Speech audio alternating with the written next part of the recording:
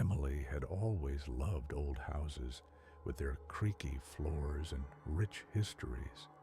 So, when she and her husband, James, moved into the century-old Victorian home at the edge of town, she was ecstatic. The place was charming, if a bit run down, and the previous owners had left behind a few pieces of antique furniture, including an old rocking chair in the attic. The first few weeks were peaceful, but then strange things started happening. It began with noises, soft footsteps at night, the occasional creak from upstairs. At first, Emily dismissed it as the house settling, but one evening, as she and James sat in the living room, they heard it, the distinct sound of the rocking chair moving back and forth above them. James grabbed a flashlight and went upstairs. Emily followed cautiously. When they reached the attic, the chair was perfectly still. A thin layer of dust coated the floor, undisturbed. There was no sign that anyone or anything had been there. James chuckled, trying to lighten the mood. "Old houses make weird noises," he said. "Nothing to worry about." But Emily couldn't shake the feeling that something was wrong. A few nights later, she woke up to a strange sound, a soft whispering, like someone murmuring just beneath their breath. It was coming from the attic. Heart pounding, she shook James awake. "Do you hear that?" she whispered. He listened, brow furrowed. The whispering stopped. "You're just dreaming," he mumbled, rolling over. Emily wasn't convinced. Determined to prove she wasn't imagining things, she set up her phone to record overnight, placing it near the attic door. The next morning, she played back the audio. At first, all she heard was static and the occasional creak.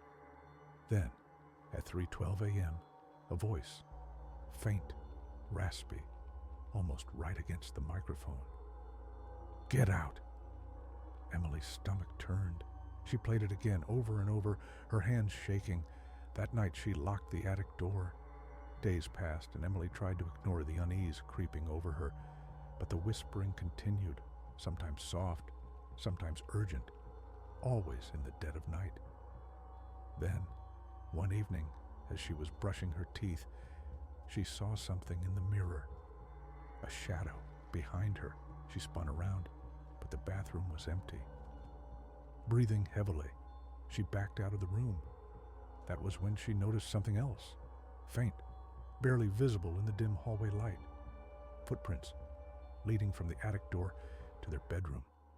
Bare, human footprints. Her blood ran cold.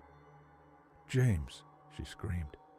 He came running, but by the time he saw them, the footprints were gone.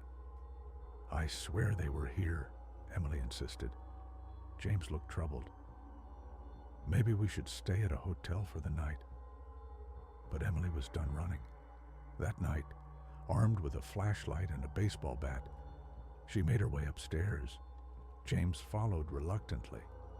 The attic door, though locked, seemed wrong.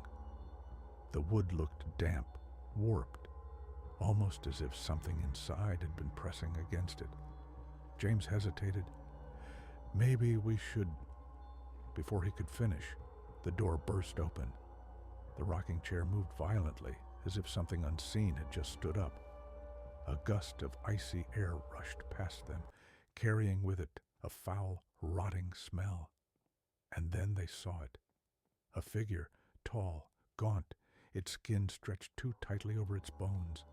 Its mouth was too wide, eyes sunken and black. It stood in the corner of the attic, watching them. It whispered, "You shouldn't have come." The air turned suffocating. Emily felt her vision blur, her body frozen in place. James grabbed her arm, yanking her backward. They stumbled down the stairs, slamming the attic door shut behind them. For a moment, there was silence. Then, bang! Something slammed against the door from the other side. Bang, bang, bang. The entire house trembled. They ran. They didn't stop until they were in the car, peeling out of the driveway, hearts hammering.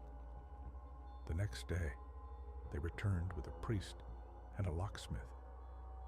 The attic door was still closed, but deep, jagged scratches covered the wood, as if something had been trying to claw its way out. They never went back. The house was sold within a month, and they never spoke of it again. But sometimes, late at night, Emily swore she could still hear it, a whisper in the dark,